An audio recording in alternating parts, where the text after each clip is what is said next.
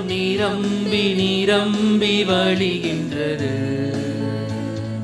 வழிந்து ஓடுகின்றது.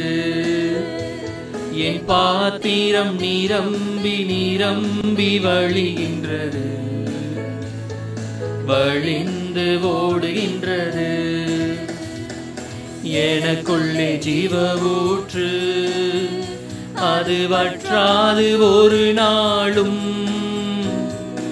எனக்குள்ளே ஜீவ ஊற்று, அது வற்றாது ஒரு நாளும்.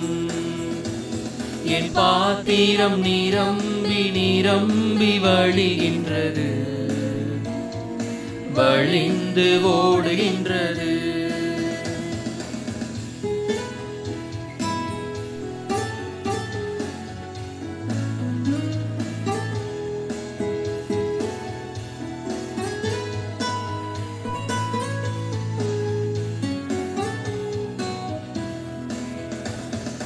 அபிஷேக நதி நானே, அகிலமெங்கும் பரவிடுவே.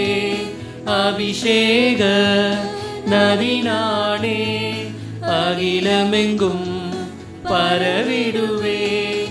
ஏராளமான மீன்கள், திரளான உயிரினங்கள்,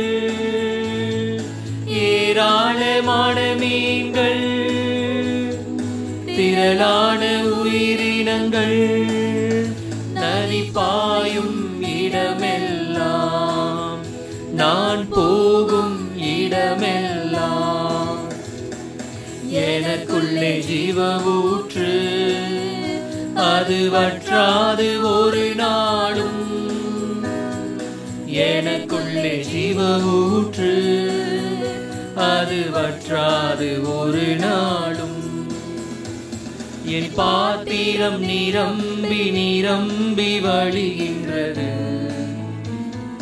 வழிந்து ஓடுகின்றது.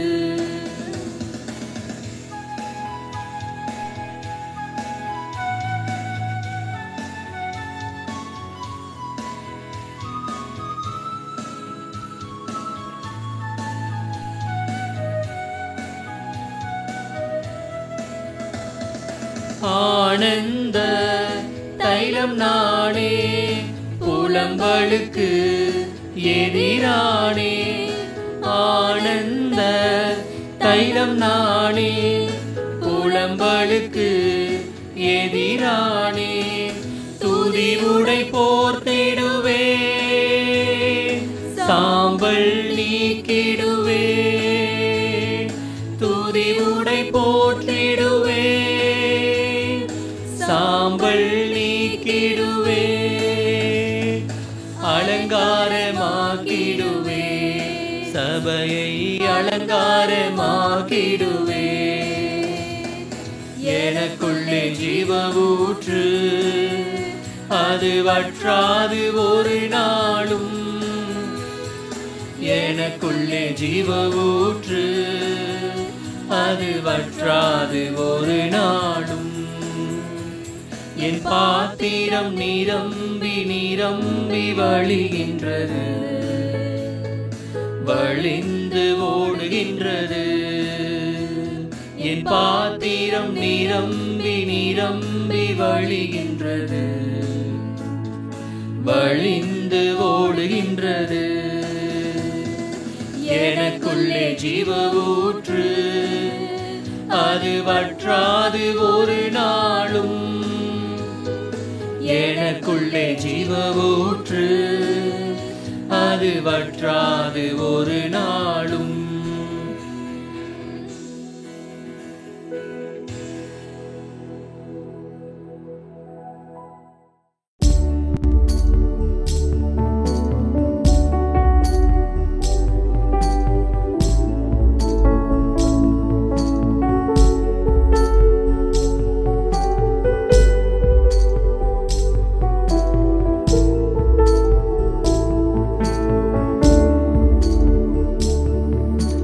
தேவகுமாரா தேவகுமாரா என்ன நினைச்சிடுங்க.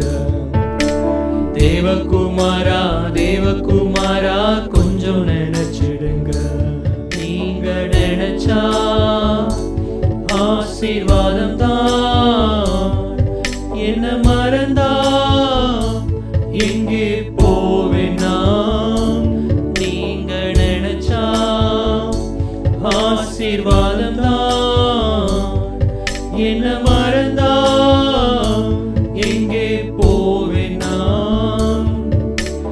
தேவகுமாரா தேவகுமாரா என்ன நினைச்சிடுங்க. தேவகுமாரா தேவகுமாரா கொஞ்சம் நினைச்சிடுங்க.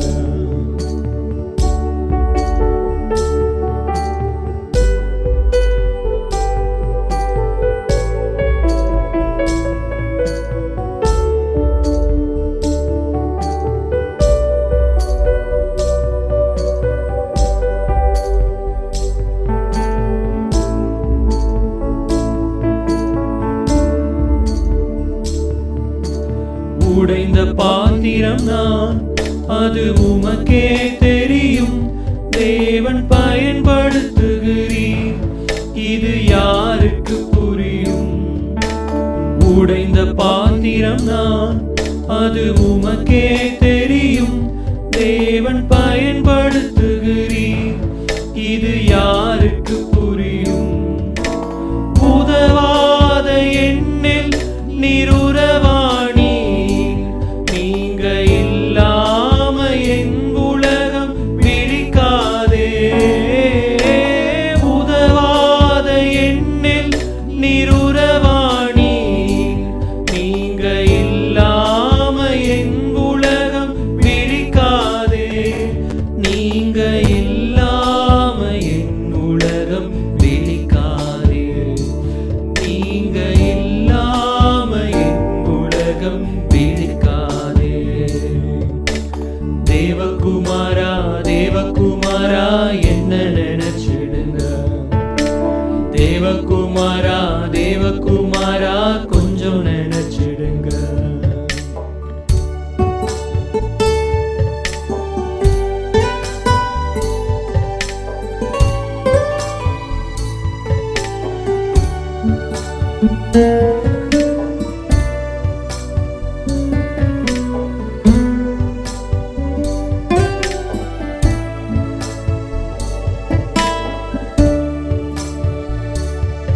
உம்மை மறந்து வாழ்ந்தவன் நான், அது உமக்கே தெரியும். உம்மை மறுதலித்தவன் நான், இதை உலகே அறியும். உம்மை மறந்து வாழ்ந்தவன் நான், அது உமக்கே தெரியும். உம்மை மறுதலித்தவன் நான், இதை உலகே அறியும். உதவாத எண்ணில் நிருரவானீர், நீங்க இல்லாம என் பொழுது விடியாதே. உதவாத எண்ணில் நிருரவானீர், நீங்க இல்லாம என் பொழுது விடியாதே. நீங்க இல்லாம என் பொழுது விடியாதே. நீங்க இல்லாம என் பொழுது விடியாதே. தேவகுமாரா தேவகுமாரா என்ன நினைச்சிடுங்க. தேவகுமாரா தேவகுமாரா கொஞ்சம் நினைச்சிடுங்க. நீங்க நினைச்சா ஆசீர்வாதம் தான். என்ன மறந்தா எங்கே போவேன் நான்? நீங்க நினைச்சா ஆசீர்வாதம் தான். என்ன மறந்தா எங்கே போவேன் நான்? தேவகுமாரா தேவகுமாரா என்ன நினைச்சிடுங்க. தேவகுமாரா தேவகுமாரா கொஞ்சம் நினைச்சிடுங்க.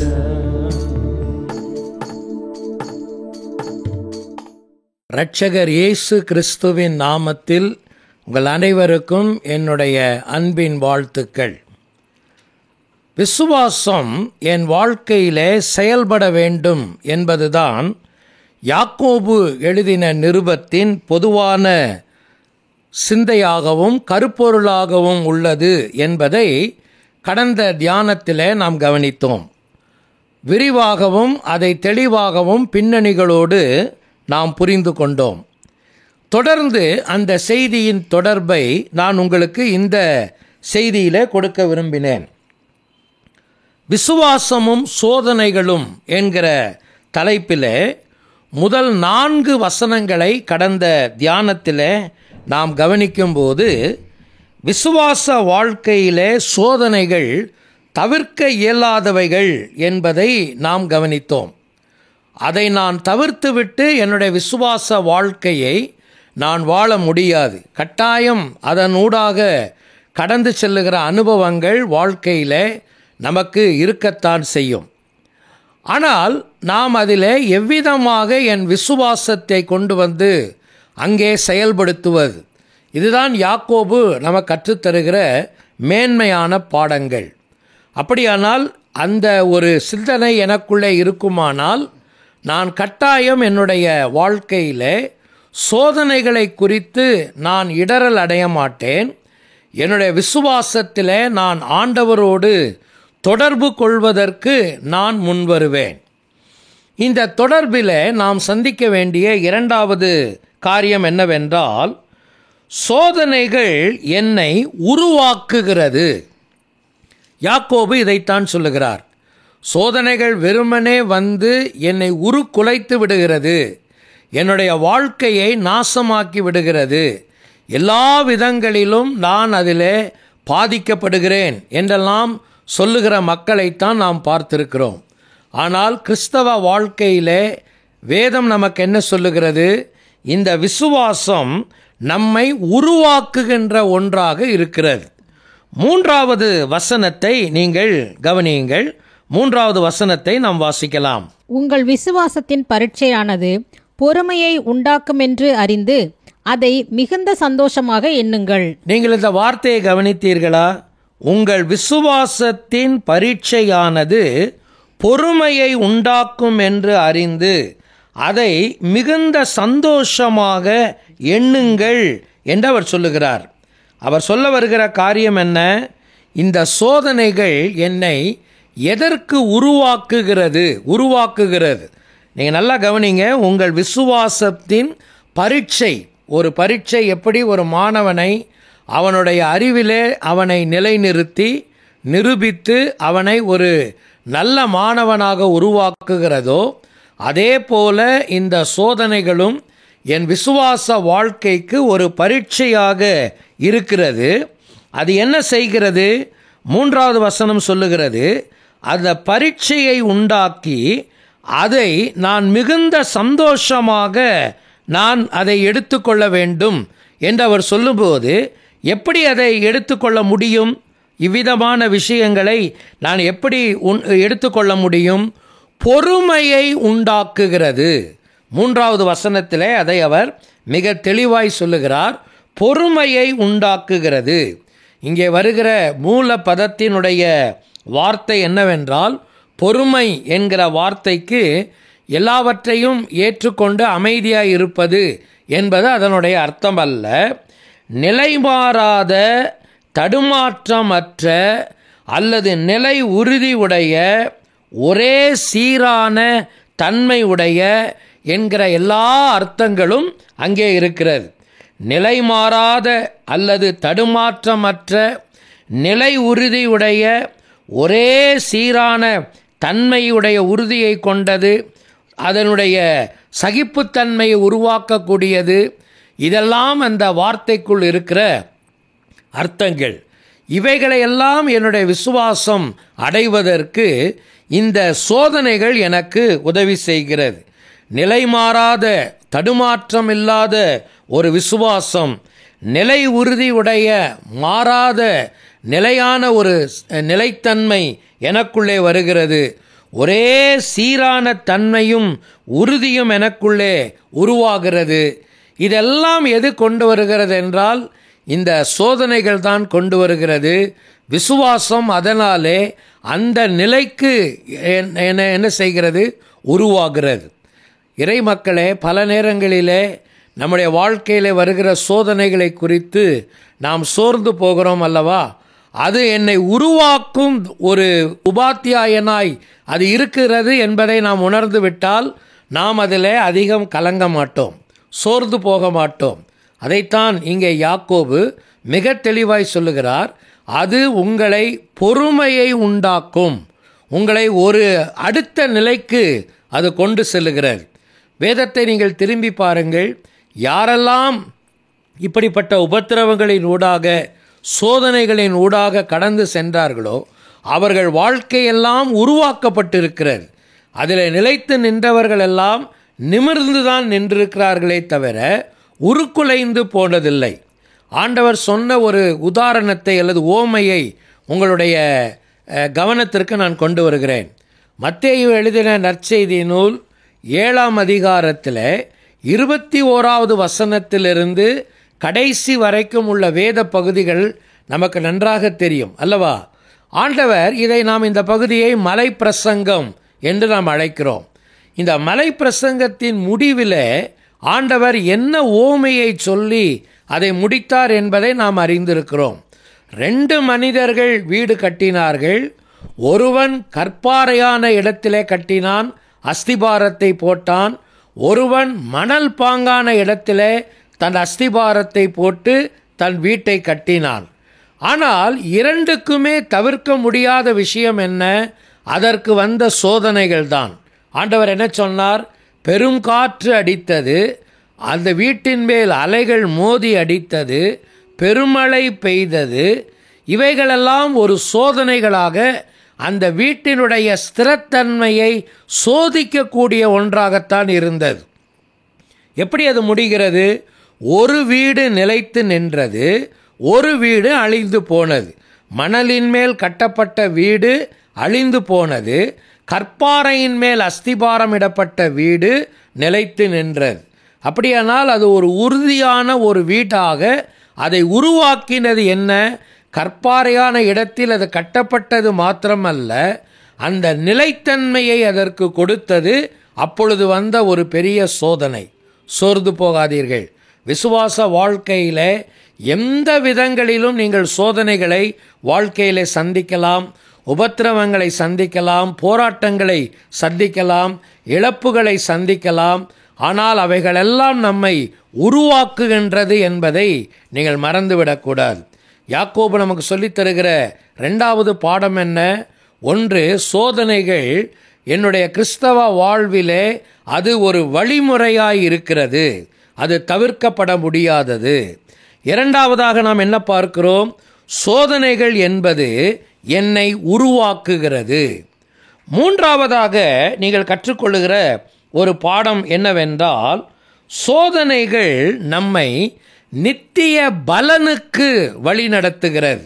இதை நீங்கள் புரிந்து கொள்ள வேண்டும். உலகத்திலே எனக்கு வருகிற சோதனைகளோ பிரச்சனைகளோ, நான் போன செய்தியிலே உங்களுக்கு சொன்னேன், அது உங்களை உருக்குலைப்பதற்கல்ல, உங்களை உருவாக்குவதற்கு, ஆண்டவருக்குள்ளே ஒரு உருமாற்றத்தை அது நமக்கு கொடுக்க வல்லமை உள்ளது. எனவேதான் வேதம் சொல்லுகிறது, அது நமக்கு ஒரு நித்திய பலனுக்கு நேராக நம்மை வழிநடத்துகிறது. நீங்கள் இந்த தொடர்பை அடுத்து நீங்கள் 12வது வசனத்தில் நீங்கள் வாசிக்கலாம். 12வது வசனத்தை நீங்கள் கவனியுங்கள். சோதனையை சகிக்கிற மனுஷன் பாக்கியவான், அவன் உத்தமன் என்று விளங்கின பின்பு கர்த்தர் தம்மிடத்தில் அன்பு கூறுகிறவர்களுக்கு வாக்குத்தத்தம் பண்ணின ஜீவ கிரீடத்தை பெறுவான். நீங்கள் நன்றாக கவனித்தீர்களா? சோதனையை சகிக்கிற மனுஷன் பாக்கியவான். இதைத்தான் நாம் கவனிக்க வேண்டும். சோதனையை சகிக்கிற மனுஷன் பாக்கியவான், அவன் உத்தமன் என்று விளங்கின பின்பு. இதிலே அவன் தன்னை விளங்கச் செய்ய வேண்டும், தன்னை நிரூபிக்க வேண்டும். இது மிக முக்கியமானது.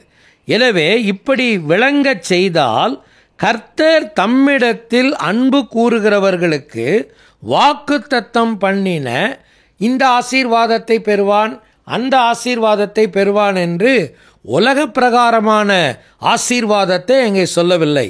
திருமறை வெகு தெளிவாய் சொல்லுகிற காரியம் என்ன?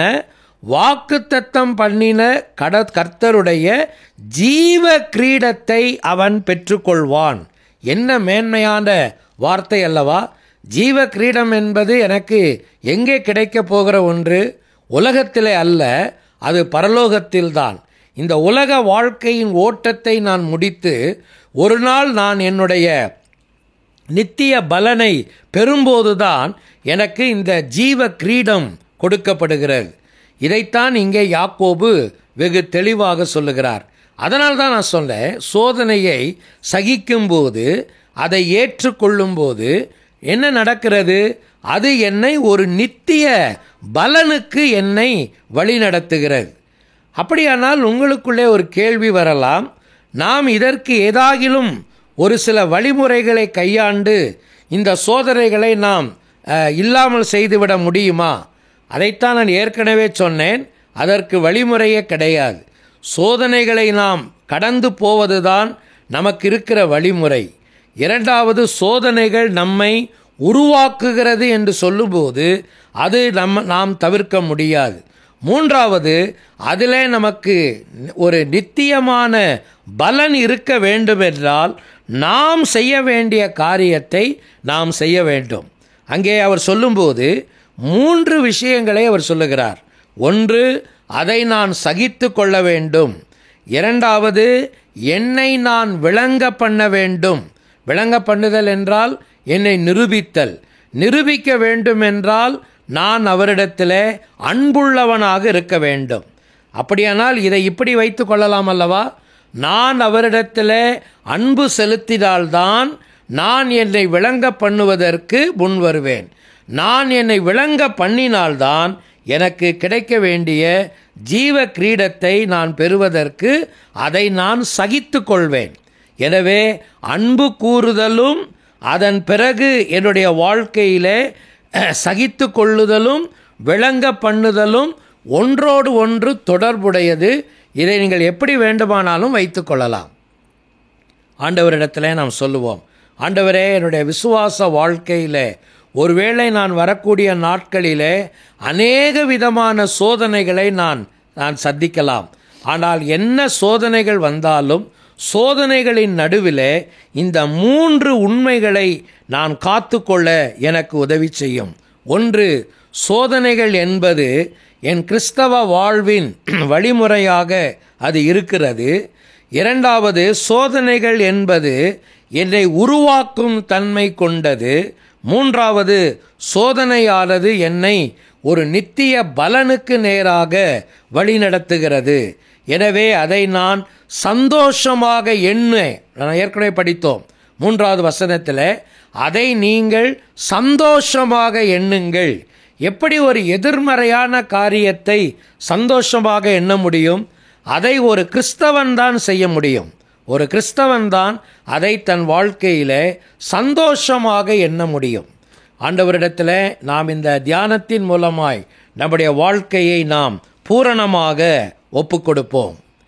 இரண்டாவதாக, சோதனையை குறித்து இந்த யாக்கோபின் நிருபம் நமக்கு சொல்லிக் கொடுக்கிற இரண்டாவது ஒரு பெரிய பாடம் என்னவென்றால், இந்த சோதனைகள் வெற்றிக்கான ஒரு சவாலாக உள்ளது.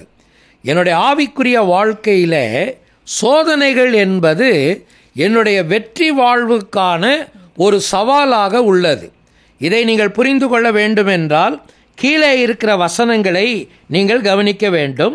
13வது வசனத்திலிருந்து அதற்கு கீழே இருக்கிற 18வது வசனம் வரைக்கும் உள்ள வேத பகுதிகளை நீங்கள் அந்த தொடர்பில் நீங்கள் எடுத்துக்கொள்ளலாம்.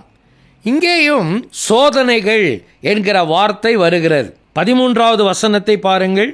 சோதிக்கப்படுகிற எவனும் நான் தேவனால் சோதிக்கப்படுகிறேன் என்று சொல்லாதிருப்பானாக. வாழ்க்கையிலே சோதனைகள் 2 வகைகளிலே நமக்கு வருகிறது என்பதை நாம் புரிந்திருக்க வேண்டும். ஒன்று, உபத்திரவங்கள் வாயிலாய் வரலாம், போராட்டங்கள் வாயிலாக வரலாம், நமக்கு வருகிற துன்பங்கள் இழப்புகள் வாயிலாக அவைகள் வரலாம். இரண்டாவதாக, நம்முடைய வாழ்க்கையிலே சோதனைகள் என்கிற வார்த்தை பாவத்தோடு தொடர்புடைய ஒரு வார்த்தை அல்லவா?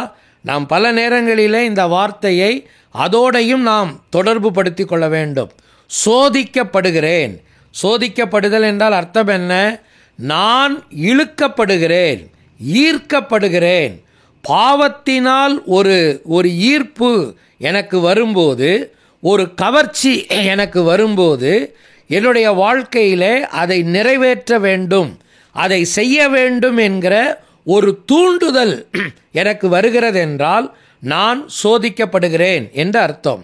இழுக்கப்படுதல், கவர்ச்சிக்கப்படுதல். வாழ்க்கையிலே ஒரு சோதனையை நீங்கள் சகிக்க வேண்டும். உபத்திரவங்களோ போராட்டங்களோ பிரச்சனைகளோ வாழ்க்கையில் வரும்போது அதை நாம் சகிக்க வேண்டும். ஆனால் பாவத்தின் மேல் வருகிற சோதனைகளை நாம் ஜெயிக்க வேண்டும். இதை ஒருபோதும் நாம் மறக்கக்கூடாது. எதை சகிக்க வேண்டுமோ அதை நாம் சகிக்க வேண்டும், எதை ஜெயிக்க வேண்டுமோ அதை நாம் ஜெயிக்க வேண்டும். இங்கே யாக்கோபு அவர் சொல்லும்போது நீங்கள் அந்த வேத வசனங்களை நீங்கள் கவனிப்பீர்களானால், நீங்கள் வாசிக்க கேளுங்கள். இப்பொழுது அந்த 13வது வசனத்திலிருந்து அதற்கு கீழே 16வது வசனம் வரைக்கும் முதல் தொடர்பை நாம் வாசிக்க கேட்போம். சோதிக்கப்படுகிற எவனும் நான் தேவனால் சோதிக்கப்படுகிறேன் என்று சொல்லாதிருப்பானாக. தேவன் பொல்லாங்கினால் சோதிக்கப்படுகிறவர் அல்ல, ஒருவனையும் அவர் சோதிக்கிறவரும் அல்ல. அவனவன் தன் தன் சுய இச்சையினாலே இழுக்கப்பட்டு சிக்குண்டு சோதிக்கப்படுகிறான். பின்பு இச்சையானது கர்ப்பம் தரித்து பாவத்தை பிறப்பிக்கும், பாவம் பூரணமாகும் போது மரணத்தை பிறப்பிக்கும். என் பிரியமான சகோதரரே, மோசம் போகாதிருங்கள். போதும். நீங்கள் இந்த வேத வசனங்களை கவனியுங்கள். இங்கே நம்ம என்ன வாசிக்கிறோம்? இந்த சோதனைகள் எப்படி வெற்றிகரமான வாழ்க்கைக்கு எனக்கு சவாலாக உள்ளது, எப்படி நான் அந்த சோதனையை ஜெயிக்க முடியும் என்று சொல்லும்போது 3 விஷயங்களை இதற்குள்ளேயும் நீங்கள் புரிந்து கொள்ள வேண்டியது மிக அவசியம். ஒன்று, இச்சைகளுக்கான இழுப்புகள் உண்டு. இதை தான் நான் ஏற்கனவே சொன்னேன். எனக்கு ஒரு இச்சைகளினாலே ஒரு இழுப்பு வருகிறது என்றால் அதை கடவுள்தான் என்னை சோதிக்கிறார். கடவுள் ஒரு பொல்லாங்கை கொடுத்து நான் இப்படி இருப்பதற்கு என்னை சோதிக்கிறார் என்று சொல்லக்கூடாது.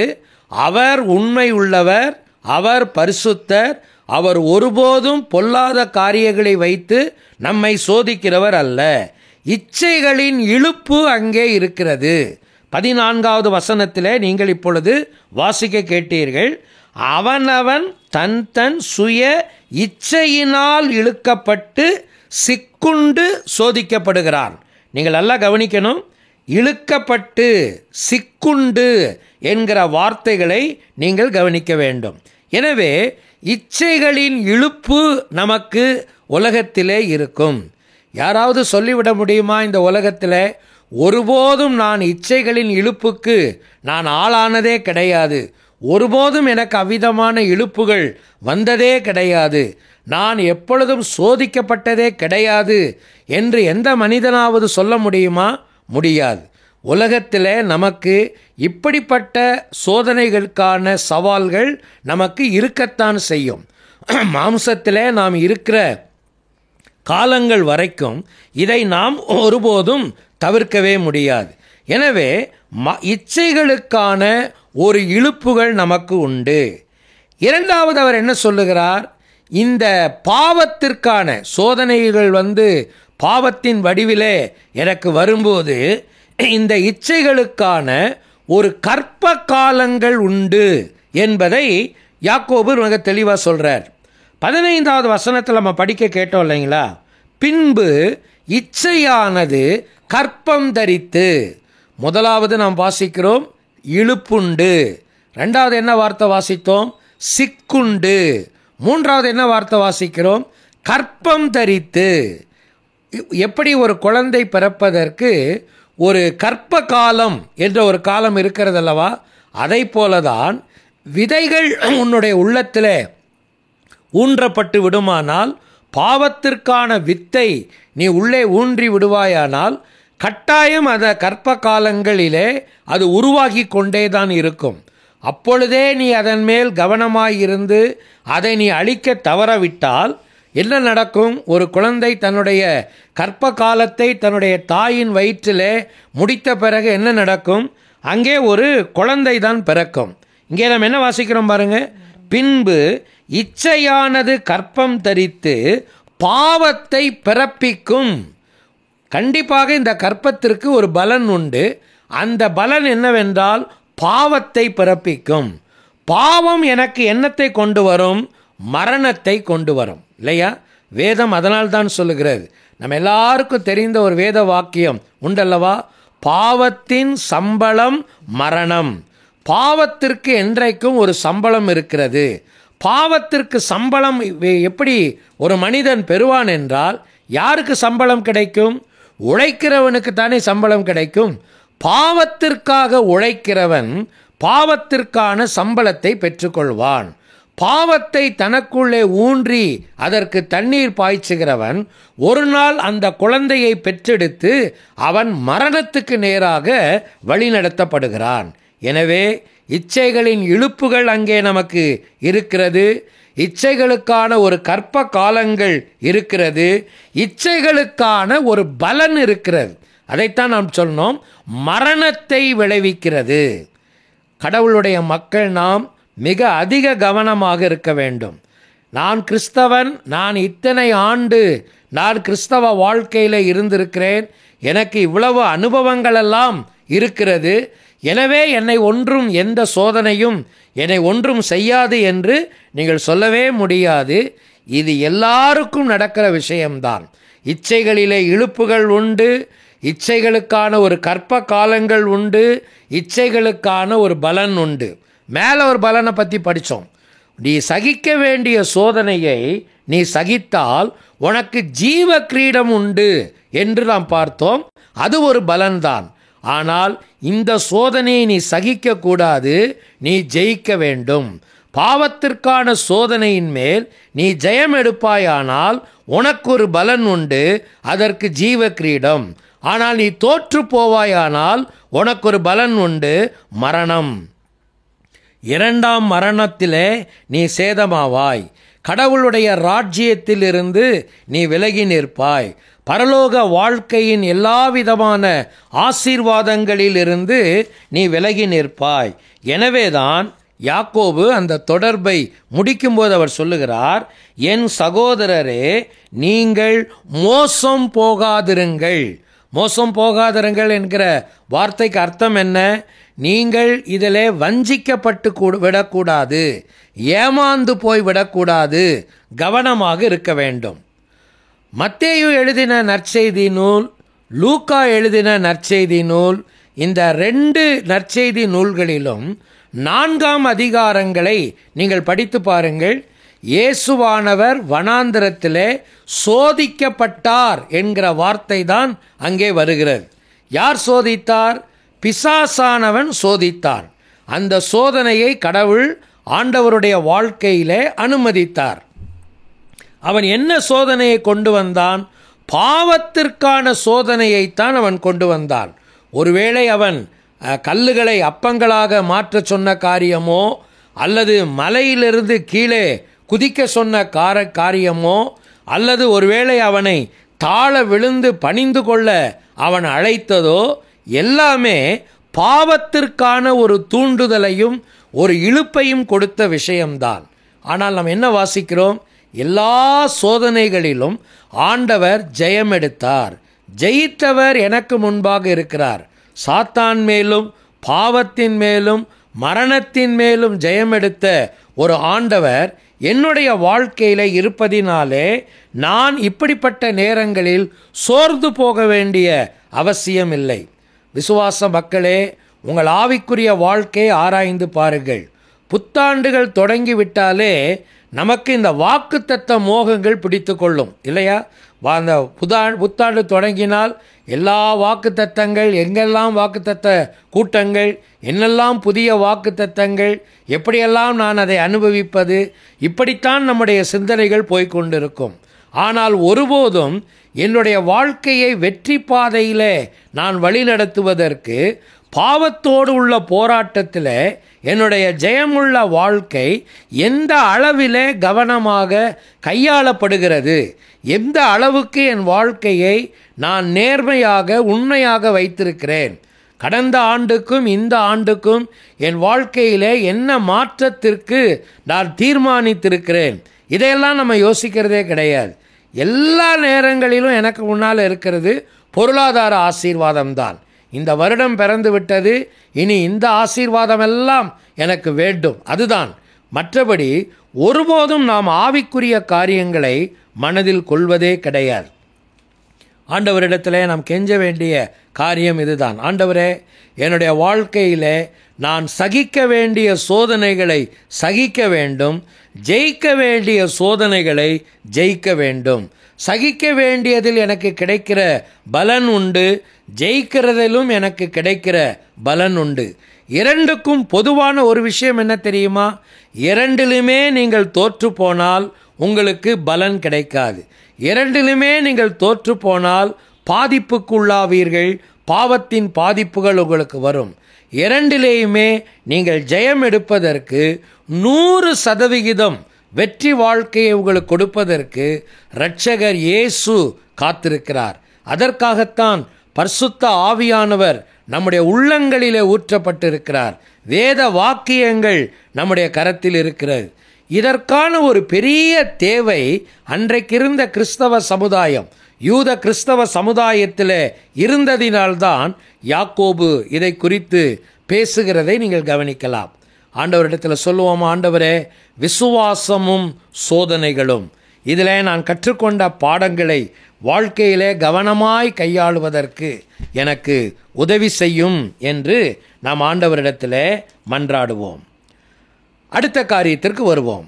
அடுத்து இந்த முதல் அதிகாரம் விசுவாசத்தை செயல்படுத்துவதிலே எனக்கு கற்றுக் கொடுக்கிற இரண்டாவது ஒரு நல்ல பாடம் என்ன என்பதை நீங்கள் 5வது வசனத்திலிருந்து 8வது வசனம் வரைக்கும் நீங்கள் வாசிக்கலாம்.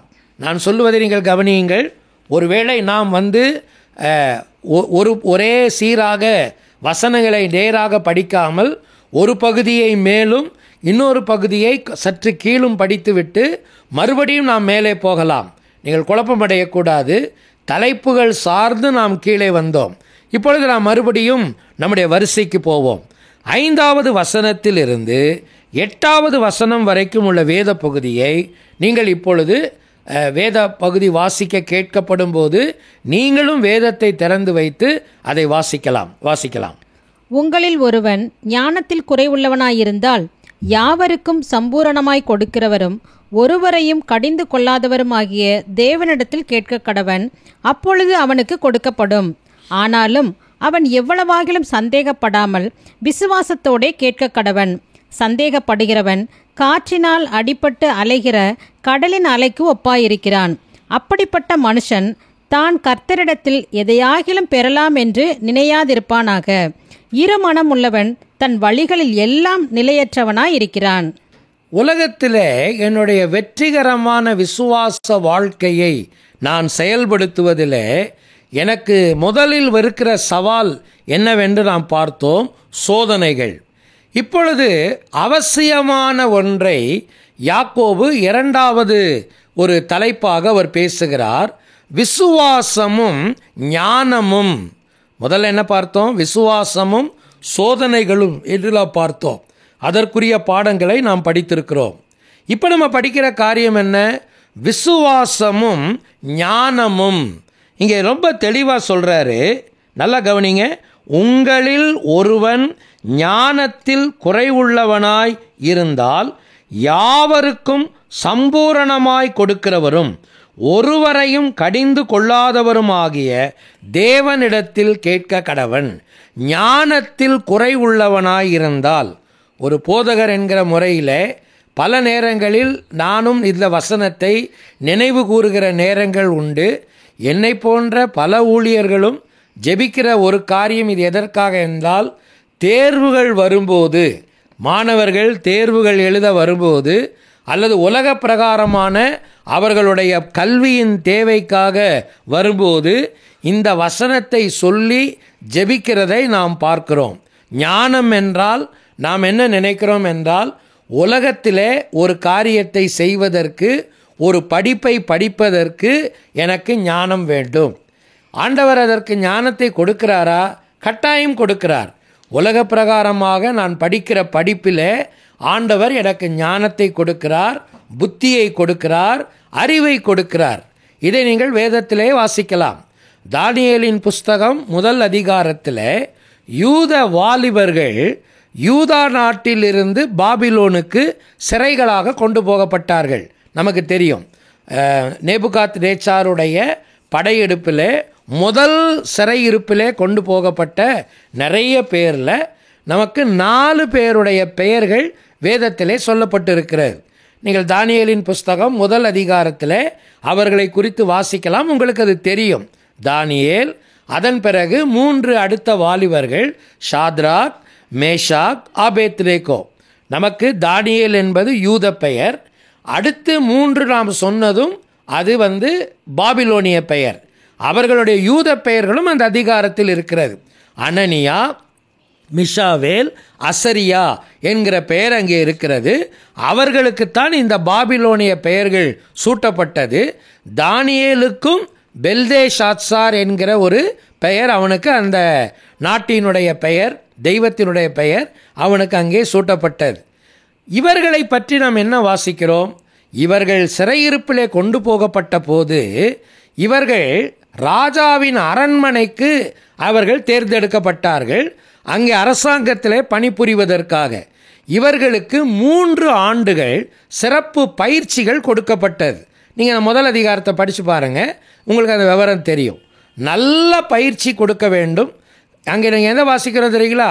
கல்தேயருடைய பாஷையிலும் எழுத்திலும் அந்த ராஜாங்கத்திற்கு அடுத்த காரியங்களிலும் கல்தேய முறைகளை என்றால் ஆண்டு கொண்டிருந்த ராஜ்யம் கல்தேய சாம்ராஜ்யம், அவர்களுக்கடுத்த விஷயங்களில்தான் அவர்களுக்கு அங்கே பயிற்சிகள் கொடுக்கப்பட்டது. நீங்கள் என்ன வாசிக்கிறீங்க? அந்த பயிற்சிகள் முடிந்த காலகட்டங்களிலே நீங்கள் அவங்கள பற்றி என்ன வாசிக்கிறீங்க? மற்றவர்களை காட்டிலும் இந்த வாலிபர்கள் பல மடங்கு சமர்த்தராக அவர்கள் இருந்தார்கள். ஞானத்திலும் அவருடைய அறிவிலும் அவர்கள் படிப்பிலும் அவர்கள் முன்னணியிலே இருந்தார்கள். என்ன ஞானம் இருந்தது அவர்களுக்கு? நமக்கு நல்லா தெரியும், இந்த 4 வாலிபர்களுக்கும் தெய்வீக ஞானம் இருந்தது, அது ஒரு பக்கம். ஆனால் இங்கே சொல்லப்பட்ட ஞானம் என்னது? மற்றவர்களை காட்டிலும் 10 மடங்கு அல்லது பல மடங்கு அவர்கள் சமர்த்தராக இருக்க கண்டார்கள்னா எதில்? உலக ஞானத்தில்தான், உலக பிரகாரமான அறிவில்தான். எனவே இந்த வார்த்தையை நாம் உலக பிரகாரமான காரியத்திற்காக ஆண்டவரிடத்தில் கேட்கிறோம் என்றால் தவறில்லை. ஆண்டவரே, எனக்கு படிப்பதற்கான ஞானத்தை தாரும், ஜெபிக்கலாம். ஆண்டவரே, நான் வேலை செய்கிற இடத்துல இந்த கடினமான பணியை சரியான முறையில் செய்வதற்கு எனக்கு ஞானத்தை தாரும் என்று கேளுங்கள், தவறில்லை, ஆண்டவர் தருவார். ஆனால் இங்கே சொல்லப்பட்டிருக்கிற விஷயம் என்ன? இது உலக பிரகாரமான வாழ்க்கைக்கு அடுத்த ஞானம் அல்ல, இது ஆவிக்குரிய வாழ்க்கைக்கான ஞானம். இது தெய்வத்தோடு உள்ள உறவுகளுக்காக நான் பெற்றுக்கொள்ள வேண்டிய ஞானம். இது என்னுடைய விசுவாச வாழ்க்கைக்கான ஞானம். இதை நீங்கள் எங்கே தெளிவு பெறலாம்? 2ஆம் அதிகாரத்திற்கு நீங்கள் வரலாம். யாக்கோபின் நிருபம் 2ஆம் அதிகாரத்திற்கு 3ஆம் அதிகாரம், மன்னித்துக் கொள்ளுங்கள், 3ஆம் அதிகாரத்திற்கு நீங்கள் வருவீர்களானால் அங்கே நீங்கள் இதை நீங்கள் இந்த காரியத்தை நீங்கள் படித்து கொள்ளலாம். நாம் வாசிக்கலாம். 12வது வசனத்திலிருந்து நீங்கள் வாசிக்கலாம். 12வது வசனத்திலிருந்து வாசிக்கலாம். என் சகோதரரே, அத்தி மரம் ஒலிவ பழங்களையும் திராட்சை செடி அத்தி பழங்களையும் கொடுக்குமா? அப்படியே உவர்ப்பான நீரூற்று தித்திப்பான ஜலத்தை கொடுக்க மாட்டாது. உங்களில் ஞானியும், நல்லா கவனிங்க, உங்களில் ஞானியும் விவேகியுமாய் இருக்கிறவன் எவனோ அவன் ஞானத்திற்குரிய சாந்தத்தோடே தன் கிரியைகளை நல்ல நடக்கையினாலே காண்பிக்க கடவன். உங்கள் இருதயத்திலே கசப்பான வைராக்கியத்தையும் விரோதத்தையும் வைத்தீர்களானால் நீங்கள் பெருமை பாராட்டாதிருங்கள். சத்தியத்திற்கு விரோதமாய் பொய் சொல்லாமலும் இருங்கள். இப்படிப்பட்ட ஞானம் பரத்திலிருந்து இறங்கி வருகிற ஞானமாயிராமல், ஞானம் பரத்திலிருந்து இறங்கி வருகிறதாய் இராமல் இறங்கி வருகிற ஞானமாயிராமல் இராமல் லௌகீக சம்பந்தமானதும் ஜென்ம சுவாபத்திற்குரியதும் பேய்த்தனத்திற்கு அடுத்ததுமாயிருக்கிறது. இப்படிப்பட்ட ஞானம் பரத்திலிருந்து இறங்கி வரவில்லை. 17வது வசனத்தை பாருங்க. பரத்திலிருந்து வருகிற ஞானமோ என்கிற வார்த்தை வருகிறது. எனவே ஞானம் என்கிற வார்த்தை யாக்கோபின் நிருபம் 1 அதிகாரத்தில் நீங்கள் படித்தாலும் சரி, நம்ம எப்போவுமே ஒரு காரியத்தை நீங்கள் மனதில் வைக்கணும். நம்முடைய சபையில் இது உங்களுக்கு தெளிவாக போதிக்கப்பட்டிருக்கிறது. நம்முடைய திருச்சபை வேதத்தை மையமாக கொண்டு நம்ம விசுவாசிக்கிறோம், செயல்படுகிறோம். எனவே நம்முடைய விசுவாசம் என்ன? வேதத்திற்கு விளக்கம் வேத வசனம்தான். இப்பொழுது நாம் ஞானம் என்று 1 அதிகாரத்தில் படித்தோம். உங்களில் ஒருவன் ஞானத்தில் குறைவுள்ளவனாய் இருந்தால் அப்படின்னு நம்ம படித்தோம். என்ன ஞானம்? இப்போ நம்ம 3ஆம் அதிகாரத்தில் அதுக்கு விளக்கம் இருக்கிறது. பரத்திலிருந்து இறங்கி வருகிற ஞானம். அப்படியானால் எப்படி புரிந்து கொள்ளலாம் 1 அதிகாரத்தை? பரத்திலிருந்து நீ பெற்றுக்கொள்ள வேண்டிய அல்லது கடவுளிடத்திலிருந்து நீ அடைய வேண்டிய ஞானத்திலே நீ குறைவுள்ளவனாய் இருந்தால் என்று அதை நம்ம எடுத்துக்கொள்ளலாம். அப்படியானால் நான் புரிந்து கொள்ள வேண்டிய விஷயம் என்ன? என்னுடைய விசுவாச வாழ்க்கையில் எனக்கு ஞானம் தேவை.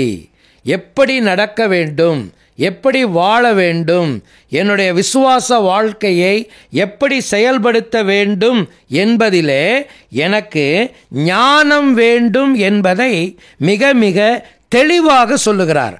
ஆவிக்குரிய ஞானம் தேவை. ஞானத்தை பற்றி அவர் எல்லாம் சொல்லுகிறார் இந்த வேத பகுதியில். 1, ஞானம் பரத்திற்குரியது. பரத்திற்குரிய ஞானம் எனக்கு தேவை. 2வது, இந்த ஞானத்தை எந்த மனிதனிடத்திலிருந்து அல்ல, பரத்திலிருந்து மாத்திரமே நான் பெற்றுக்கொள்ள முடியும். 3ஆம் அதிகாரத்தில் 17வது வசனத்தில் நாம் அதைத்தான் படித்தோம். பரத்திலிருந்து இறங்கி வருகிற ஞானம். இது யாரால் கொடுக்கப்படுகிறது? பரம பிதாவினால் கொடுக்கப்படுகிறது. கேட்கிற வாஞ்சிக்கிற யாருக்கும் அது கொடுக்கப்படுகிறது. எங்கே வாசிக்கிறோம்? 1ஆம் அதிகாரத்தில் 17வது வசனத்தில் வாசிக்கிறோம். அந்த வசனத்தை வாசிக்கலாமா? 1ஆம் அதிகாரம் 17வது வசனத்தில் நாம் வாசிக்கிறோம். நன்மையான எந்த ஈவும் பூரணமான எந்த வரமும் பரத்திலிருந்து உண்டாகி ஜோதிகளின் பிதாவினிடத்திலிருந்து இறங்கி வருகிறது. அவரிடத்தில் யாதொரு மாறுதலும் இல்லை, யாதொரு வேற்றுமையின் நிழலும் இல்லை. விசுவாச வாழ்க்கையிலே உனக்கு ஆவிக்குரிய ஞானம் தேவை. பரத்திற்கடுத்த ஞானம் தேவை. அது பரத்திலிருந்து வருகிறது. அது பரத்தினால் உனக்கு கொடுக்கப்படுகிறது. அது எந்த விதத்திலேயும் கேட்கிறவர்களுக்கு மறுக்கப்படுவதில்லை. இப்போ யாக்கோபு என்ன சொல்றாரு? அந்த ஞானத்தை நீங்கள் வாஞ்சித்து கடவுள் அண்டையிலே வர வேண்டும். இப்போ அவர் என்ன சொல்றாரு பாருங்க. ஞானத்தில் குறைவுள்ளவனாய் இருந்தால் யாவருக்கும் சம்பூரணமாய் கொடுக்கிறவரும் ஒருவரையும் கடிந்து கொள்ளாதவர். நீங்கள் இந்த வார்த்தையெல்லாம் கவனிக்கலாம். அவர் யாவருக்கும் கொடுக்கிறவர், அவர் சம்பூரணமாய் கொடுக்கிறவர், அவர் ஒருவரையும் கடிந்து கொள்ளாதவர் என்றால் ஒதுக்கி விடுகிறவர் அல்ல. அவரிடத்திலே எந்த விதமான வேற்றுமையின் நிழலும் இல்லை. இதை நாம் 17வது வசனத்தில் நாம் வாசிக்கிறோம். அப்படியானால் விசுவாச மக்கள் நாம் ஆண்டவரிடத்தில் அந்த ஞானத்தை ஆண்டவரே எனக்கு தாரும் என்று ஆண்டவரிடத்தில் நான் கேட்க வேண்டும் இல்லையா? அப்படிப்பட்ட ஒரு ஆவிக்குரிய ஞானத்தை, தெய்வீக ஞானத்தை, பரத்திலிருந்து வரும் ஞானத்தை எனக்கு தாரும். நான் வாழ்கிற உலகம் பொல்லாதது. நான் வாழ்கிற உலகத்தில் விசுவாசத்திற்கு எனக்கு நிறைய சவால்கள் இருக்கிறது, போராட்டங்கள் இருக்கிறது. இதிலே நான் நிலை நிற்க வேண்டுமானால் இது எனக்கு மிக அவசியம். அப்படியானால் நான் இந்த ஞானத்தின் தன்மையை குறித்து 3 உண்மைகளை புரிந்திருக்க வேண்டும். நான் திரும்ப சொல்லுகிறேன், இப்படிப்பட்ட இந்த ஞானத்தை நான் சரியான விதத்தில் வாஞ்சிக்கவும் கடவுளிடத்திலிருந்து பெற்றுக்கொள்ளவும் வேண்டும் என்றால் 3 உண்மைகளை அதை குறித்து நான் புரிந்திருக்க வேண்டும். ஒன்று, இந்த ஞானம் கடவுளிடத்திலிருந்து வருகிற இந்த தெய்வீக ஞானம், பரத்திற்குரிய ஞானம், கேட்கிற யாவருக்கும் சம்பூரணமாய் கொடுக்கப்படுகிற இந்த ஞானமானது 3 காரியங்களின் தன்மையை கொண்டது. ஒன்று, ஞானம் பண்புகளினால் அடையாளப்படுத்தப்படுகிறது. அப்படின்னா அர்த்தம் என்னது?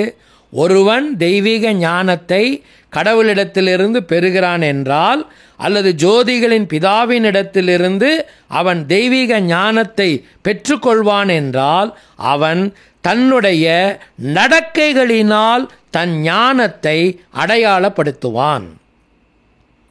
எபேசியர் 5ஆம் அதிகாரத்தில் 15வது வசனத்திலிருந்து நீங்கள் படிச்சீங்கன்னு சொன்னால், பவுல் இதான் சொல்லுவார், நாட்கள் பொல்லாதவைகள் ஆனதால் காலத்தை நீங்கள் பிரயோஜனப்படுத்தி கொள்ள வேண்டும்.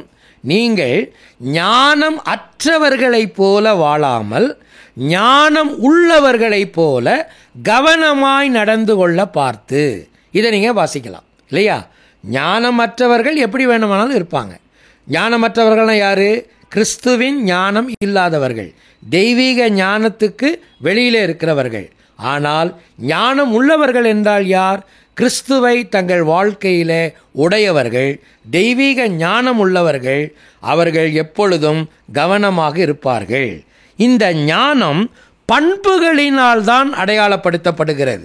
இது அறிவினால் அல்ல.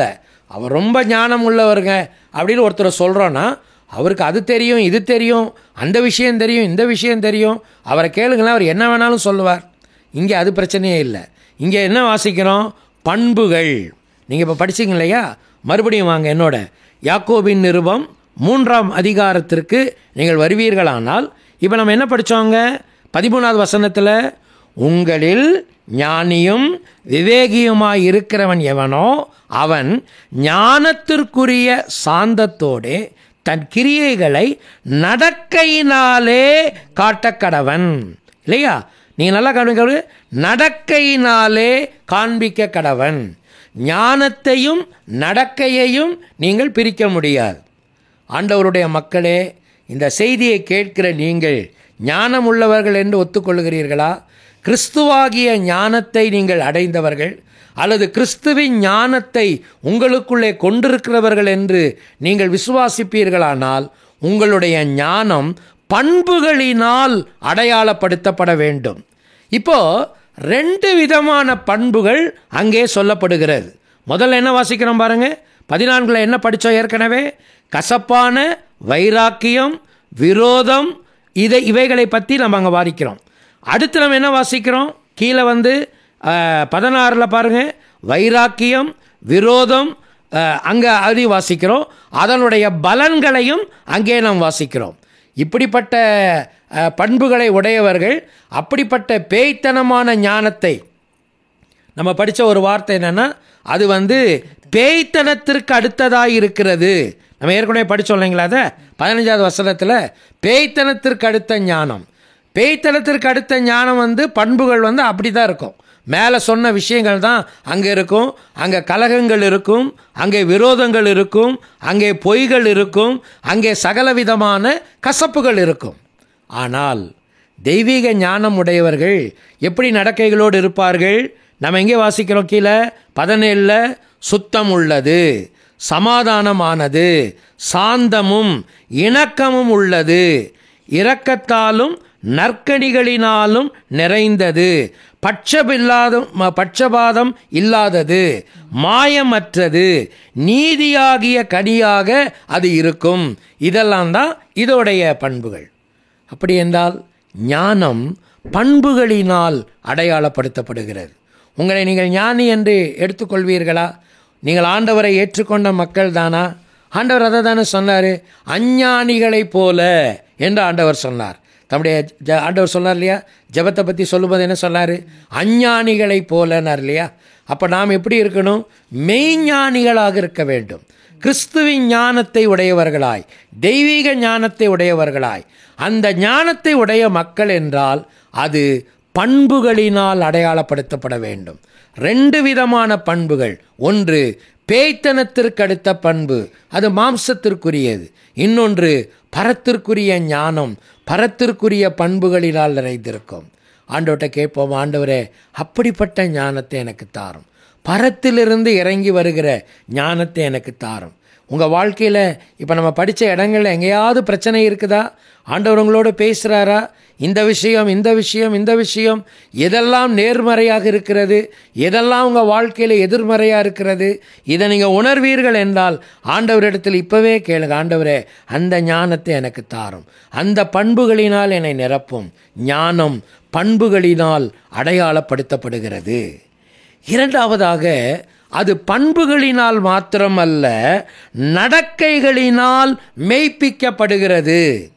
பண்புகள் உள்ளுக்குள்ளே இருந்தால் பத்தாது, அது நடக்கையாக வெளியே வர வேண்டும். 3ஆம் அதிகாரம் 13வது வசனத்தை மறுபடியும் நீங்கள் வாசியுங்கள். 3ஆம் அதிகாரம் 13வது வசனத்தை மறுபடியும் நீங்கள் வாசியுங்கள். உங்களில் ஞானியும் விவேகியுமாய் இருக்கிறவன் எவனோ அவன் ஞானத்திற்குரிய சாந்தத்தோட தன் கிரியைகளை நல்ல நடக்கையினாலே காண்பிக்க கடவன். நீங்க இந்த வார்த்தையை கவனிச்சீங்களா? நடக்கையினாலே காண்பிக்க கடவன் என்று அவர் சொல்லுகிறார். எனவே இங்கே ஞானத்திற்கு என்ன தேவை? ஒரு நடக்கை தேவை இல்லையா? அப்ப ஞானம் என்பது பண்புகளினால் அடையாளப்படுத்தப்படுகிறது.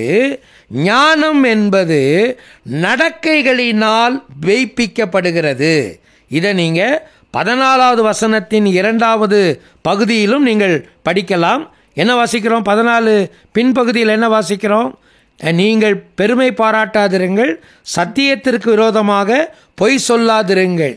அப்படியானால் அதை நீங்கள் நடக்கையினால் காட்டலைன்னா வாழ்க்கையில் பொய் தான் சொல்லுவோம். நம்ம ஆண்டவர்கிட்ட கேட்க வேண்டிய காரியம் என்ன? ஆண்டவரே, என் விசுவாசத்திற்கு ஞானம் தேவை. நான் சொல்லிட்டேன் அந்த ஞானம்னா என்ன, அந்த ஞானம் எங்கிருந்து வருது, அதை யார் கொடுக்குறான்னு சொல்லி. அதோட தன்மை என்ன? அது பண்புகளினால் அடையாளப்படுத்தப்படுகிறது. இரண்டாவது, நடக்கைகளினாலே மெய்ப்பிக்கப்படுகிறது. அதாவது உங்களுடைய வாழ்க்கையின் மூலமாக மாத்திரம்தான் யூ கேன் ப்ரூவ் தட். இதை நீங்கள் அப்போ தான் நிரூபிக்க முடியும், இல்லைன்னா நிரூபிக்க முடியாது. இருக்குதுங்க, நீங்கள் சொல்கிறது எல்லாமே எனக்குள்ளே இருக்குது சார், ஒன்றும் பிரயோஜனமே இல்லை. வெளியில் அது மெய்ப்பிக்கப்பட வேண்டும். மெய்ப்பிக்கப்பட வேண்டும் என்றால் இப்போ நம்ம படித்த விஷயங்களெல்லாம் நீங்கள் பாருங்கள். நம்ம என்னெல்லாம் படித்தோம் அந்த இடத்துல? 17வது வசனத்தில் அது சுத்தம் உள்ளது, அது சமாதானம் உள்ளது, அது சாந்தம் உள்ளது, அது இணக்கம் உள்ளது, அது இரக்கம் உள்ளது, நற்கனிகளினால் நிறைந்தது, பட்சபாதம் இல்லாதது, மாயமற்றது. இது எல்லாமே ரொம்ப ஈஸியாக செஞ்சிடலாம் நீங்கள் நினைக்கிறீங்களா? இப்போ நம்ம படித்த வசனத்துக்கெல்லாம் எதிர்மறையான சூழ்நிலைகள் தான் வாழ்க்கையில் வரும். நமக்கு இப்படி படிக்கிறதுக்கு எதிர்மறையான சூழ்நிலைகள் வாழ்க்கையில் வரும்போது இதை நீங்கள் அங்கே வெளிக்காட்ட வேண்டும். இது அப்படியே வச்சுக்கிறதுக்காகல, தெரியுங்க. நீங்கள் சொல்கிறதெல்லாம் எனக்கு தெரியுது சார், நீங்கள் சொல்லுங்கள், நான் இப்போவே வசனத்தை பாராமல் சொல்லிடுறேன். நம்ம மக்கள் அதில் ரொம்ப கெட்டிக்காரங்க இல்லையா? கிறிஸ்தவ மக்கள் ஒரு வசனத்தை ஆரம்பித்தோம்னா நிறைய பேர் அழகாக முடிச்சிருவாங்க. அதை அவங்களுக்கு சில நேரத்தில் நமக்கே தெரியாது, ஊழியர்களுக்கே தெரியாது, விசுவாச மக்களுக்கு ரொம்ப அழகாக தெரியும், முடிச்சிருவாங்க. நான் எல்லாரையும் சேர்த்தா சொல்கிறேன். ஆனால் விஷயம் என்ன? அது நடக்கைக்கு வரணும் இல்லையா? அப்போது ஞானம் என்பது பண்புகளினால் அடையாளப்படுத்தப்படுகிறது. இரண்டாவது, ஞானம் என்பது நடக்கையினால் மெய்ப்பிக்கப்படுகிறது. இதை நீங்கள் மறக்கக்கூடாது. மூன்றாவதாக, இந்த ஞானத்தினுடைய மூன்றாவது தன்மை, அதற்குரிய உண்மை என்ன தெரியுங்களா? நற்கனிகளுக்கான விதையாய் அது விதைக்கப்படுகிறது. இந்த ஞானம் என்பது என்னோடையே முடிஞ்சு போகிற விஷயம் அல்ல, முடிஞ்சு போகிற விஷயம் அல்ல. அது அடுத்த இன்னொரு பலனை உருவாக்குவதற்கு, இன்னொன்றை அது உருவாக்குவதற்கு அது விதைக்கப்பட வேண்டும், விதைக்கப்படுகிறது. ஒரு விஷயத்தை என்னோடைய முடிச்சிடுறது வேற, அதை தொடர்ந்து நடப்பிக்கிறதுக்கான காரியங்களை செய்வது என்பது வேற. ஆதியாகமம் 1ஆம் அதிகாரம் உங்களுக்கு நல்லா தெரியும் இல்லையா? ஆண்டவர் உலகத்தை எப்படி படைச்சார், சிருஷ்டிப்பை பற்றி வாசிக்கிறோம். ஆண்டவர் மரங்களையும் செடிகளையும் இந்த விருட்சங்களையெல்லாம் படைத்த அந்த பகுதியை நீங்கள் படித்து பாருங்கள். ஆதியாகமத்தில் நம்ம என்ன வாசிக்கிறோம் தெரியுங்களா?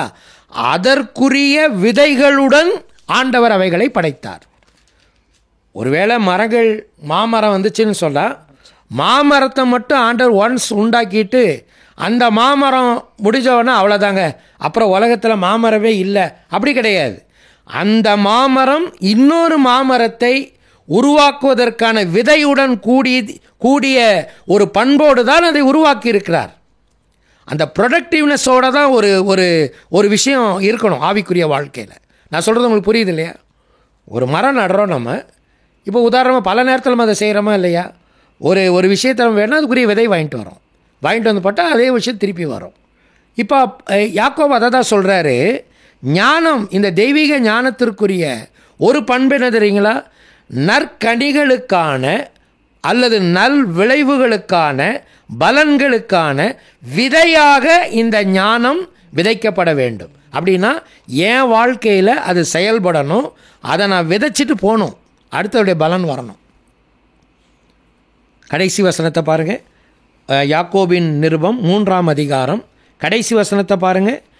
நீதியாகிய கனியானது சமாதானத்தை நடப்பிக்கிறவர்களாலே சமாதானத்திலே விதைக்கப்படுகிறது. நீங்கள் நல்லா கவனிங்க. நீதியாகிய கனி சமாதானத்தை நடப்பிக்கிறவர்களாலே சமாதானத்திலே விதைக்கப்படுகிறது. அதான் சொன்னேன். நீங்கள் நீதியாகிய கனியை உடையவர்களாய் இருந்தால்தான் நீங்கள் சமாதானத்தோடு அதே ஒரு ப்ரொடக்டிவ்னஸை நீங்கள் வெளியே கொண்டு வருவீங்க. ஒரு அடுத்த உருவாக்கத்தை பிறப்பை நீங்கள் வெளியே கொண்டு வருவீங்க. எனவே இந்த தெய்வீக ஞானம் என்பது நற்கனிகளுக்கான விளைவுகளுக்கான விதையாக அது விதைக்கப்படுகிறது. இதைத்தான் யாக்கோபு சொல்கிறார், பரத்திலிருந்து வருகிற ஞானம். 2 காரியம் பார்த்தோம் இல்லையா? ஒன்று, விசுவாசமும் ஞானம்ன்ற விஷயத்தில் பரத்திலிருந்து வருகிற ஞானம் அது என்ன தன்மையுடையதாக இருக்கும். லௌகீக ஞானம் பேய்த்தனமானது, அது என்ன தன்மைகளோடு இருக்கும். இப்போ எனக்கு என்ன தேவை? பரத்திலிருந்து வருகிற ஞானம் எனக்கு தேவை. ஏன்னா இந்த லௌகீக ஞானம் என்பது ஏற்கனவே என் ஜென்ம சுபாவத்தில் எனக்கு இருக்கிறது. கசப்புகளோ அல்லது வைராக்கியங்களோ கோபங்களோ சண்டைகளோ வாட் எவர் இட் இஸ், எங்கள் சொல்கிற அந்த பகுதியில் வர்ற எல்லா நெகட்டிவ் திங்ஸ், எல்லா எதிர்மறையான காரியங்களும் இட் இஸ் ஆல்ரெடி தேர். ஆனால் இதை மேற்கொண்ட அடுத்த விஷயம் உள்ளே வர வேண்டும் என்றால் அது கடவுளால் எனக்கு அருளப்பட வேண்டும். இப்போது யாக்கோபு என்ன சொல்கிறார் தெரியுங்களா? இப்போ இந்த ஞானத்தை ஒரு மனிதன் கடவுளிடத்தில் பெற்றுக்கொள்வதற்கு அவன் என்ன செய்யணும்னு சொல்கிறார். முதல்ல என்ன சொல்கிறாரு? குறைவை ஒத்துக்கொள். முதல்ல ஞானத்தில் குறை உள்ளவனாய் இருந்தால் அப்படின்னு தானே நம்ம 5ஆவது வசனத்தில் படித்தோம். நீங்கள் என்ன சொல்கிறீங்க? ஆண்டவரே, ஞானத்தில் நான் குறைவுள்ளவனாய் இருக்கிறேன் என்றால் இந்த ஞானம் நம்ம எல்லாருக்கும் குறைவுள்ளது தானே. அப்போ என்ன செய்யணும்? நம்ம குறைவை ஒத்துக்கொள். உனக்குள்ளே ஞானத்திற்கான ஒரு தேவை இருக்கிறது என்பதை ஒத்துக்கொள். எல்லாம் எனக்குள் இருக்கிறது என்று சொல்லுவதற்கு ஒரு மனிதனும் இல்லை. ஒன்று.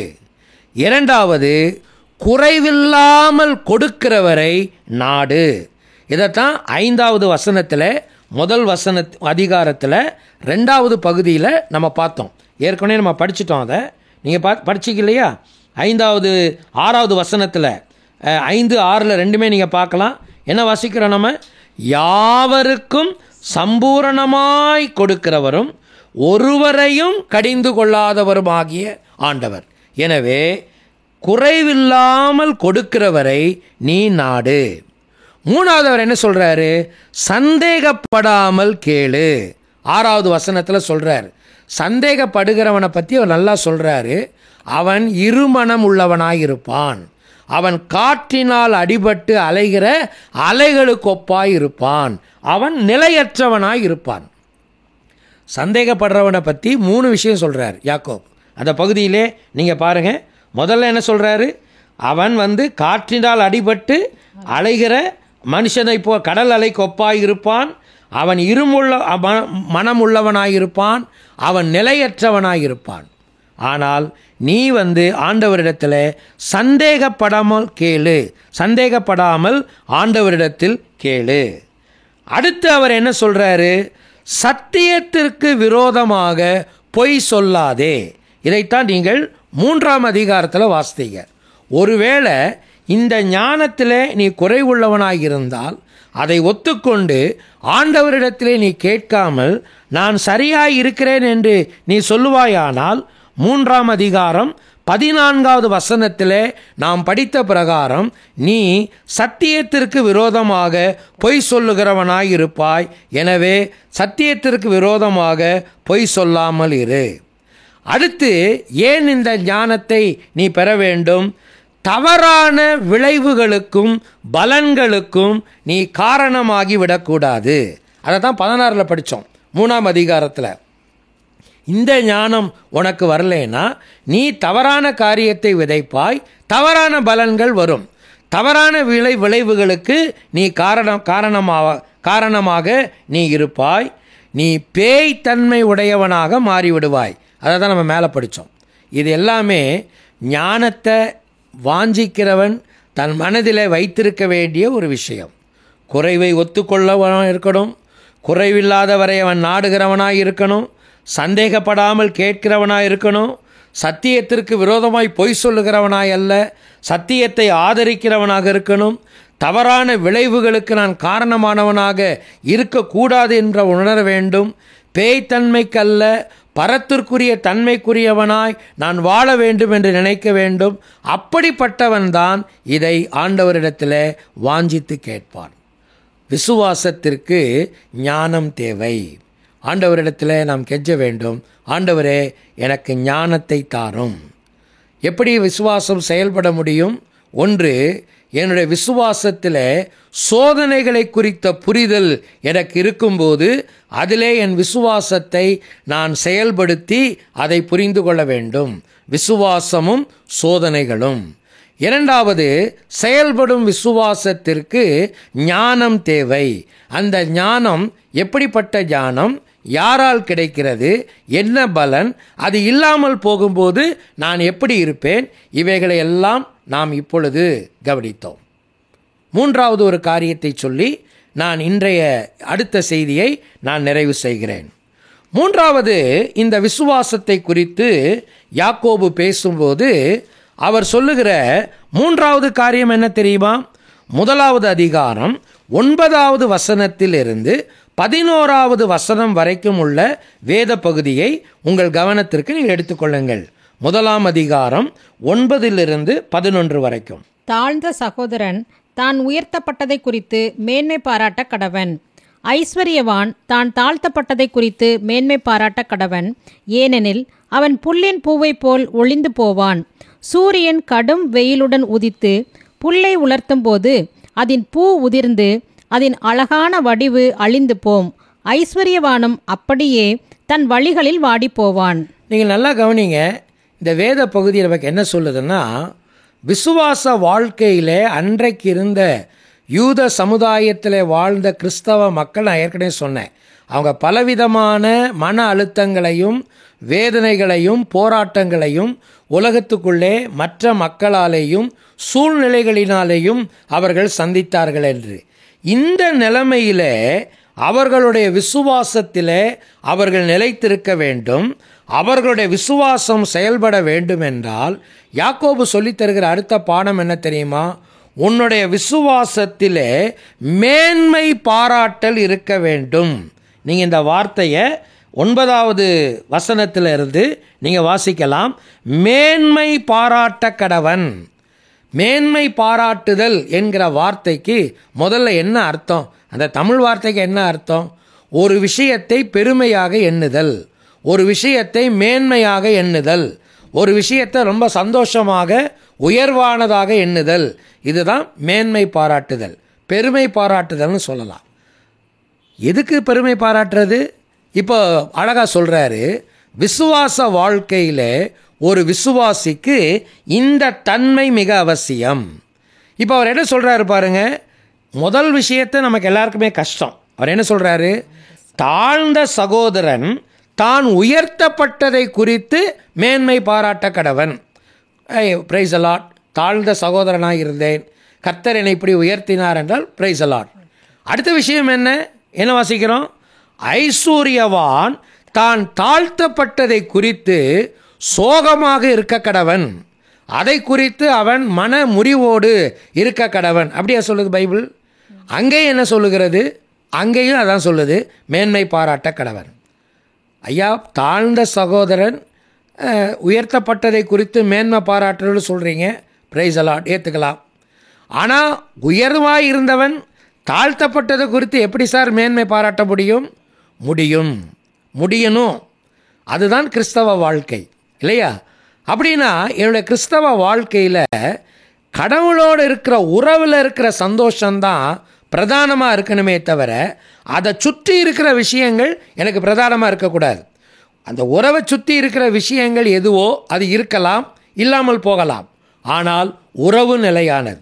உறவை சுற்றி எனக்கு உலக பிரகாரமான ஐஸ்வர்யம் இருக்கும், சில நேரங்களில் இருக்கலாம், இல்லாமல் போகலாம். சில நேரங்களில் இணக்கமான சூழ்நிலைகள் இருக்கும், இல்லாமல் போகலாம்.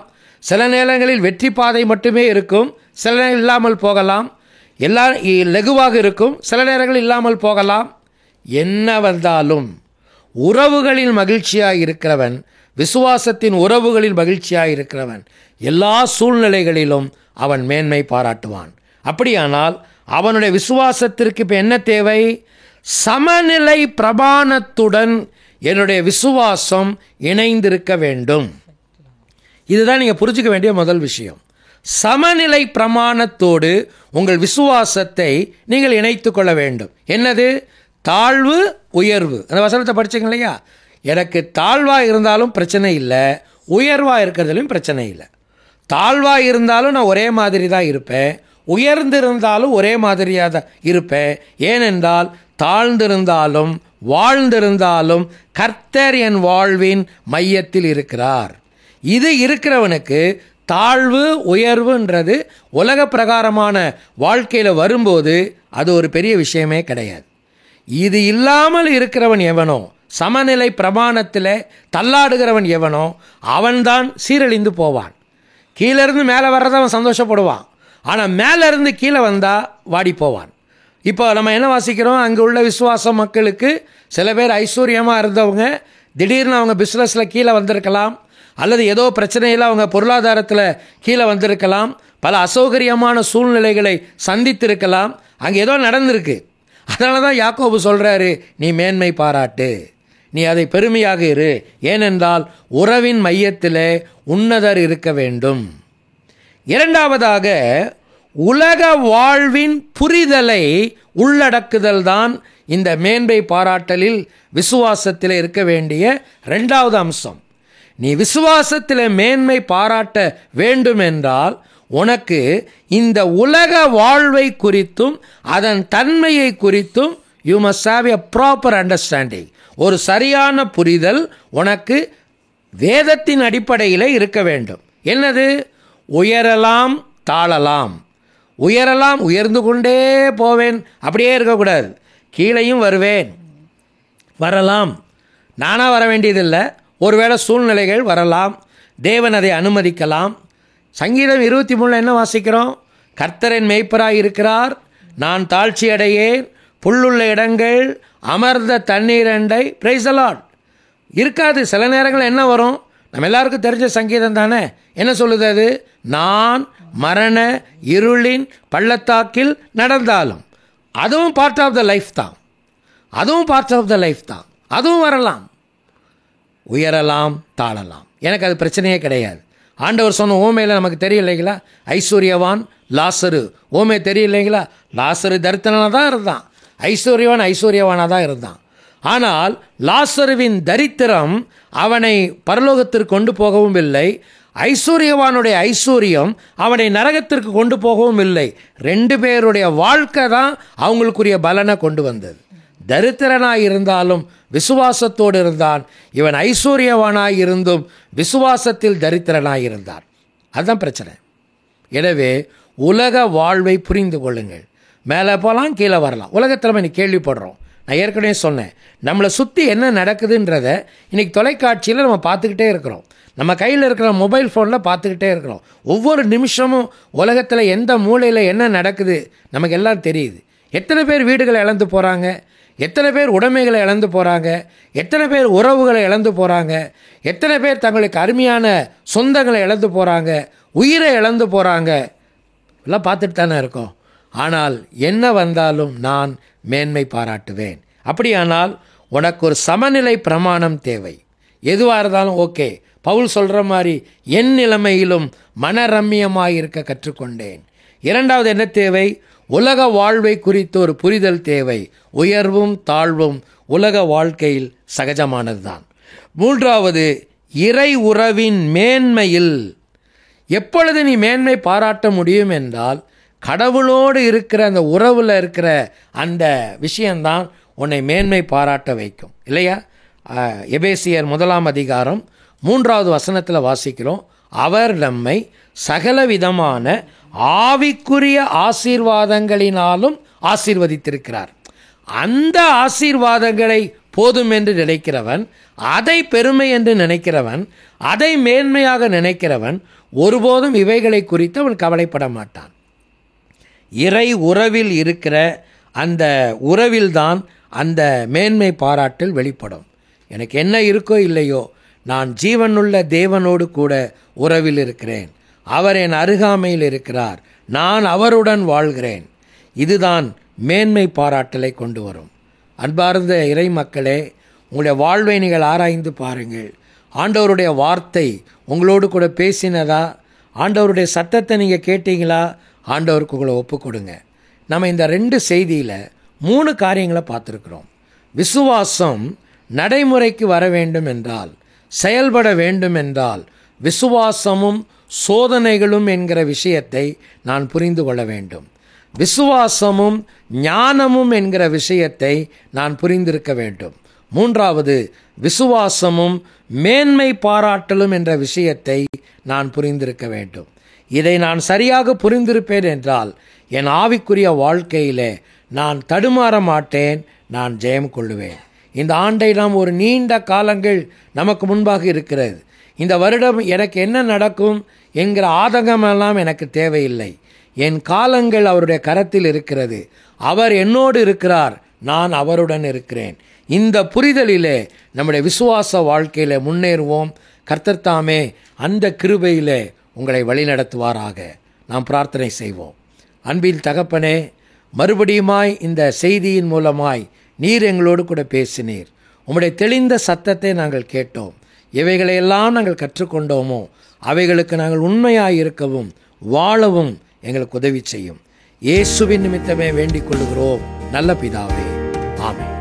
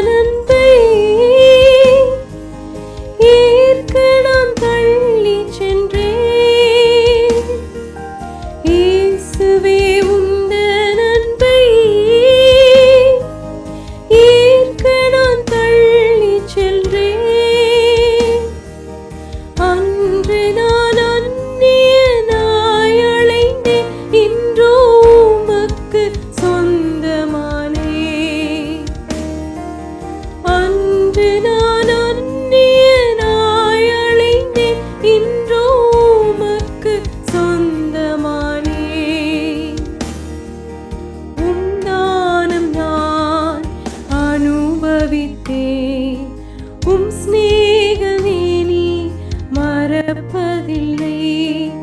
உம் தானம் நான் அனுபவித்தேன். உம் சிநேகமே நீ மறப்பதில்லை. இயேசுவே எந்தன் பிரியமே, நீர் போதும் என் வாழ்விலே. இயேசுவே எந்தன் பிரியமே, நீர் போதும் என் வாழ்விலே. உம் தானம் நான் அனுபவித்தேன். உம் சிநேகமே நீ மறப்பதில்லை. உம் தானம் நான் அனுபவித்தேன். உம் சிநேகமே